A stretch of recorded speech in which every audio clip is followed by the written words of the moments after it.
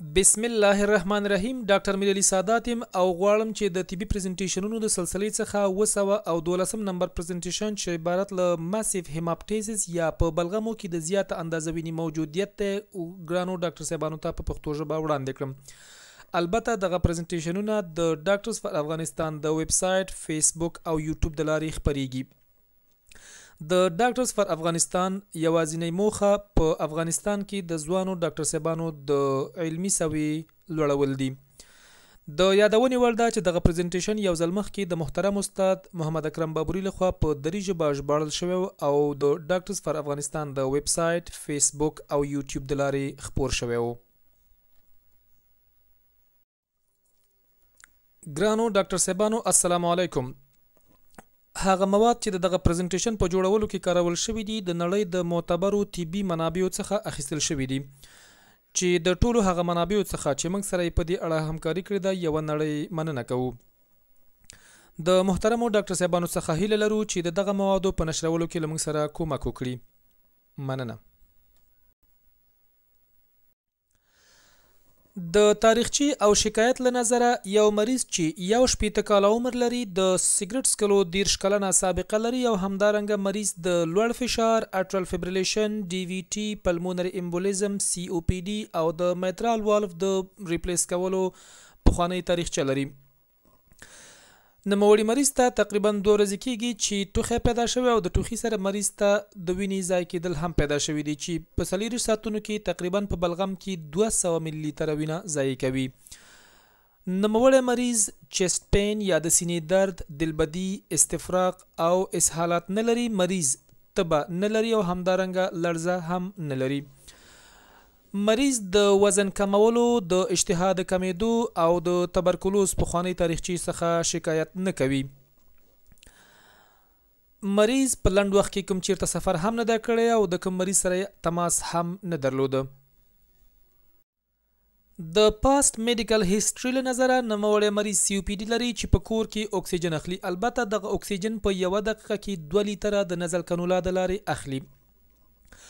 همدارنګه نوموړی مریض د سی ای ډي یا د کرونري آرټري ډیزیز پخوانی تاریخچه لري. همدارنګه مریض د هایپرټنشن، ډي وي ټي، پلمونري امبولیزم پخوانی تاریخچه هم لري چې فعلا د کیومیډین څخه استفاده کوي.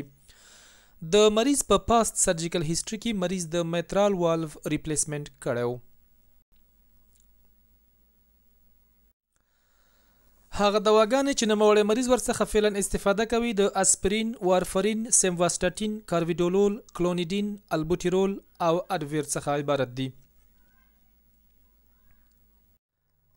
د الرژي یا حساسیت د تاریخچې له نظره نوموړی مریض د کوم خاص شي سره حساس نه دی. د فیملی هیستوري له نظره د نوموړي مریض پلار کرونري آرټري ډیزیز تاریخچه او همدارنګه د پروسټیټ کینسر تاریخچه لري.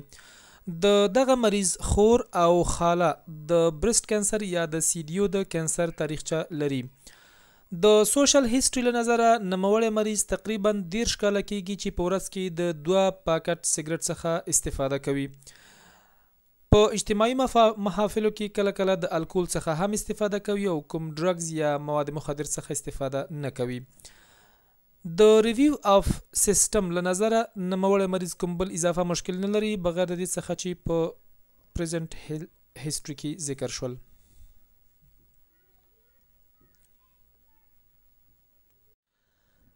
د فزیکی معاینې له نظره نوموړی مریض په متوسط اندازه په تنفسي عسرت کې قرار لري، یعنی خپل خبرې په لنډو جملو کې خلاصه کوي. د مریض د پلس یا د نبض اندازه 119 پر 1 دقیقه کې او مریض تبه نه لري. د کوټې په هوا کې د مریض د اکسیجن اندازه تقریبا 80% ده. د مریض باډي ماس انډیکس 25.15 چې نارمل دی. د فزیکی مایلین نظر نور مریض په چپ طرف سږو کې تنفسي اوازونه نه لري. البته نور فزیکی ماینه نارمل ده. د لابراتواري معایناتو له نظره د نوموړي مریض سی بی سی نارمل ده، آی ان ار لوړ دی یعنی 2.6 او د میتابولیکي معایناتو له نظره مریض یو میتابولیک الکالوزیز لري، یعنی د مریض بایکاربونیت اندازه 2.0 ده چې دا د نارمل اندازې څخه پورته ده. البته نارمل اندازه د بایکاربونیت 40 ده. د ارټیریل بلډ ګیس انالایزز له نظره مریض یو های ای ای ګریډینټ هایپکسیمیا لري. د مریض یورین معاینات نارمل دي یا د مریض د ادرار معاینات نارمل دي. د چست ایکس ری له نظره د نوموړي مریض چپ طرف سږي اوپاسیټي موجوده ده او البته په دغه وخت کې مریض انټوبیټ شوی دی چې د اندوتراخیل ټیوب شواهد پکې په واضح شکل ښکاره کیږي. د عاجل اتاق د ډاکټر د اسسمنت او پلان له نظره نوموړی مریض د ماسیف هیماپټیسیس یا په بلغمو کې د زیاتې وینې د موجودیت په لوحه کې په میډیکل انټنسیو کیر یونټ کې بستر کیږي. نوموړی مریض ام پی او یعنی د خولې د لارې څخه نور څه نه ورکول کیږي. همدارنګه مریض ایزولیټ کیږي یعنی د تبرکلوز په خاطر باید ورته ټول معاینات صورت ونیسي. مریض ته د ورید د لارې هاف نارمل سلین 125 ملي لیتره په یو ساعت کې شروع کیږي. د مریض سی بی سی هر شپږ ساعت وروسته معاینه کیږي او همدارنګه که چیرته ضرورت پیدا شي مریض ته باید وینه هم تطبیق شي. د مریض کومیډین سټاپ کیږي یعنی مریض ته فعلا وارفرین یا کومیډین نه ورکول کیږي او مریض په انټي بایوټکس اچول کیږي یعنی مریض ته فعلا سفټارولین ورکول کیږي چې البته کیدای شي د کلچر څخه وروسته دا هم تبدیل شي. د مریض وینه د بی ان پی یا د برین ناتریوریټک پیپټاید د یورینری انټیجن یعنی د لیجونلا د نمونیا د رول اوټ کولو په خاطر باندې د مریض په ادرار کې انټیجن معاینه کیږي. د مریض بلغم او وینه د کلچر د پر لیږل کیږي او همدارنګه مریض ته ایکو کارډیوګرافي اجرا کیږي. د ډي وی ټي د پروفایلکسس په خاطر باندې مریض ته وینوډاین بوټس توصیه کیږي. وروسته لیدل کیږي چې د نوموړي مریض د اکسیجن اندازه راښکته کیږي په داسې حال کې چې مریض ته انټوبیشن هم اجرا شوی دی. په دې خاطر مریض ته په بستر کې برانکاسکوپي اجرا کیږي او په برانکاسکوپي کې لیدل کیږي چې د مریض د چپ سږي مین برانکس په فعال شکل باندې خونریزي لري. البته د خونریزي موقعیت نه مشخص کیږي. په دې خاطر باندې د پلمونري ټیم تصمیم نیسي چې باید د چپ طرف مین برانکس بند شي ترڅو چې د خي طرف سږي مین برانکس خلاص وساتل شي او تهویه باید یوازې د خي طرف سږي له لارې صورت ونیسي. د ای ټی ټي د تطبیق څخه وروسته مریض د چست ایکس ری په خاطر باندې لیږل کیږي ترڅو چې د ای ټی ټي موقعیت معلوم کړي او تصدیق کړي. لکه څنګه چې مو مخکې هم وویل مریض ته برانکوسکوپي اجرا کیږي او د برانکوسکوپي د لارې مریض ته اندوبرانکیل ټیوب چې یو مخصوص ټیوب ورسره بل هم شته او د هغې په سر کې یو بلون دی په لیفت مین برانکس کې داخلیږي او دغه بلون ته توسو یا تهویه ورکول کیږي ترڅو چې د لیفت مین برانکس مجرا بند کړي او په دې اساس باندې د رائټ مین برانکس د بندیدو مخه ونیسي او تهویه یوازې د رائټ مین برانکس له لارې صورت ونیسي. البته په دغه سلایډ کې تاسو د اندوتراخیل ټیوب چې د یونی وینټ برانکیل بلاکر په نامه باندې هم یادېږي وینئ. دغه اندوتراخیل ټیوب په هغه سږي کې داخلیږي چې په کوم کې خونریزي موجوده وي. د دې ټیوب په سر کې یو بلون موجود دی او کله چې هغه سږي ته داخل شي چې خونریزي لري دغه بلون پړسول کیږي.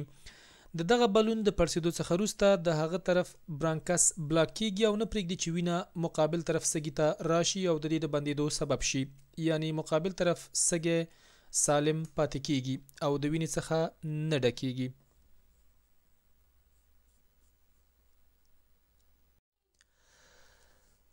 د دغه مخصوص اندوتراخیل ټیوب د کیښودو څخه 20 دقیقې وروسته د مریض وضعیت خراب شو یعنی مریض ته ټاکیکارډیا پیدا شو او هایپوټنشن ورته پیدا شو. همدارنګه د مریض د سچوریشن یا د اکسیجن اندازه 88% ته راښکته شوه.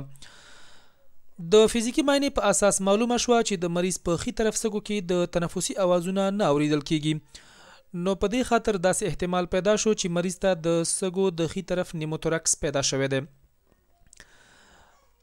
منګ او تاسو باید په یاد ولرو کله چې نوموړی پروسیجر اجرا کیږي یعنی د یو طرف سږي بلاک کیږي او وظیفه ټوله یو طرف بل طرف سږو ته سپارل کیږي باید منګ او تاسو ټایډل والیوم هم 50% راښکته کو یعنی په دې صورت کې د مکمل سږو پر ځای فقط نیم طرف سږي کار کوي. نو په دې خاطر باندې باید ټایډل والیوم هم نیمایي راکم شي. که چیرته منګ او تاسو ټایډل والیوم راکم نکو او دغه ټول لود په نیم طرف سږي باندې واچو د هغې د رپچر سبب کیږي چې نیموتورکس ورکوي. چون دغه مریض وضعیت ډیر خراب په دې خاطر باندې یو ستنه د نوموړي مریض د خي طرف په دویم انټرکوسټل سپیس کې داخل شو چې زیاته اندازه هوا ورڅخه خارج شو. دغه مریض د چست ټیوب د کیښودو په اساس او ضرورت لپاره د جراحي بخش ته ولېږل شو.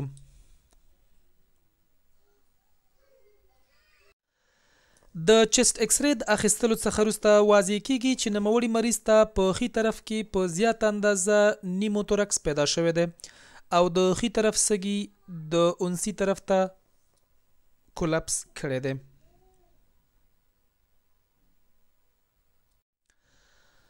د چست ټیوب د تطبیق څخه وروسته د مریض د خي طرف سږي حالت ښه کیږي، یعنی د خي طرف سږي اکسپنشن رامنځته کیږي. وروسته بیا مریض ته د چپ طرف سږي ریجید برانکوسکوپي اجرا کیږي او په برانکوسکوپي کې معلومیږي چې نوموړی مریض د چپ طرف اندوبرانخیل لیژن یا مالیګننسي یعنی سرطان لري. د دغه سرطان حالت مخکې تللی دی او د عملیات وړ نه دی، نو په دې خاطر باندې د انټرونشن رادیولوژي د ټیم لخوا نوموړي مریض ته د چپ طرف د سږو امبولایزیشن صورت نیسي چې په دې اساس د مریض وضعیت په قرار مخ په ښه کېدو کیږي او مریض د شفاخانې څخه رخصت کیږي. البته هغه مهمې کلینیکي نقطې چې د دغه جالب کیس څخه یې بنګ او تاسو باید په یاد ولرو په لاندې ډول دي. ماسیو هیماپټیسیس یا په بلغمو کې د زیات اندازه ویني موجودیت داسې تعریفولی شو که چیرته په بلغمو کې د وینې اندازه د 100 ملي لیترو څخه تر 600 ملي لیترو پورې په 4 ساعتونو کې موجوده وي، دغه حالت ته ماسیو هیماپټیسیس وایي. د هیماپټیسیس تقریبا 15% ماسیو هیماپټیسیس ده چې دغه حالت مرګومیر 80% ده. هغه مریضان چې د هیماپټیسیس په لوحه کې راوړل کیږي په دوی کې باید هغه دلایل یا هغه اسباب چې د سږو مربوط نه دي هم ولټول شي، یعنی کیدای شي چې دغه خونریزي د تنفسي سیستم د پورته برخې او یا د هضمي سیستم څخه وي. د هیماپټیسیس یا هغه وینه چې په بلغمو کې راځي لاندې خصوصیات لري. دوی الکلین پی ایچ یا پی ایچ القلي وي او په دوی کې د هوا په کڼه کې موجود وي او همدارنګه په دغه وینه کې د ماکروفیج اندازه زیاته وي او کیدای شي چې پس یا زوی پکې موجود وي چې د وینې منشا د سږو څخه کیدای شي. هیماپټیسیس تقریبا په 90% حالتونو کې د لاندې اسبابو له کبله کیدای شي: توبرکلوز، برانشیکټازیس، د سږو ابسس یا دانې، مالیګننسي یا د سږو سرطانونه.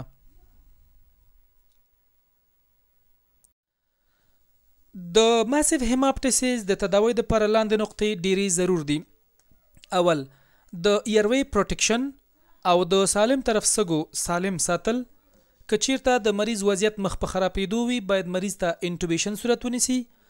د فشار د ښکته کېدو په صورت کې باید مریض ته په زیات اندازه مایعات ورکړل شي. د کواګولیشن ریورسل، د انټرونشن رادیولوژي او د سرجری سره کنسلټیشن ډیر ضرور دي. د ماسیو هیماپټیسیس د تداوی په صورت کې باید لاندې دوه نقطې هم په نظر کې ولرو. اول، زر تر زره باید دا معلومه کړو چې د مریض خونریزي د کوم طرف سږي څخه ده. دویم، مریض ته داسې وضعیت ورکړل شي چې معوف سږي لاندې او سالم سږي پورته راشي ترڅو چې د معوف سږي څخه وینه سالم طرف ته رانشي او د سالم سږي د بندیدو سبب نشي. د ماسیو هیماپټیسیس په حالت کې د هغه طرف سږي چې خونریزي نه لري ساتنه یا محافظه ډیره ضرور ده ترڅو چې د وینې په واسطه باندې دا طرف بند نشي.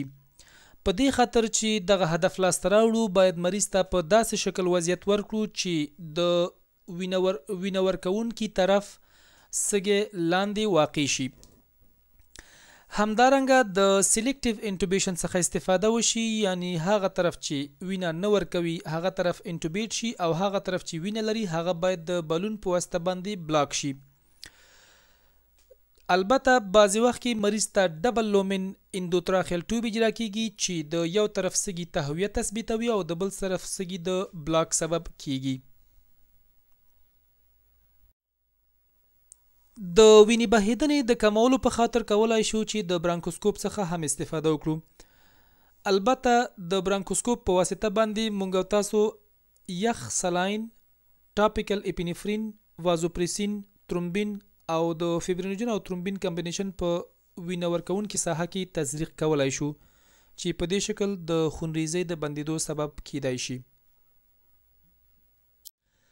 د ماسیو هیماپټیزیس په حالت کې د وینه بهیدنې د ودرولو په خاطر باندې باید د انټرونشن رادیولوژي سره کنسلټیشن وشي. البته انټرونشن رادیولوژي کولای شي چې د ارټیریل امبولایزیشن لارې نوموړي خونریزي ودروي، چې د ارټیریل امبولایزیشن تقریبا په 15% واقعیاتو کې دغه خونریزي سټاپ کولای شي. دغه خونریزي تقریبا 10% څخه تر 20% پورې په راتلونکو شپږو نه تر 12 میاشتو پورې کیدای شي چې دغه مریضانو ته بیا پیدا شي. د ماسیو هیماپټیسیس اخرنی او نهایی تداوی که چیرته مریض د عملیات قابلیت ولري، عملیات یا سرجری ده. په دې حالت کې هغه ساحه چې وینه ورکوي د هغې ریزیکشن صورت نیسي او د وینې د سټاپ کېدو سبب کیږي. البته په دغه سلایډ کې هغه ډیوایس یا آله وینو چې د ماسیو هیماپټیزیس په تداوی کې کارول کیږي.